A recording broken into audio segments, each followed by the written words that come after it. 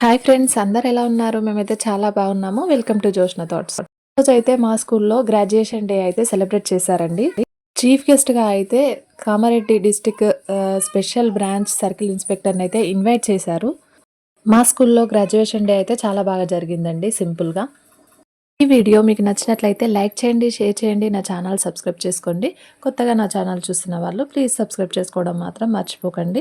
మీరిచ్చే లైక్ వల్ల నా వీడియో మరికొంతమందికి షేర్ అవుతుంది. నాకు ఎంకరేజ్మెంట్‌గా కూడా ఉంటుంది. చాలా డేస్ నుంచి వీడియోస్ కూడా పోస్ట్ చేయట్లేదండి.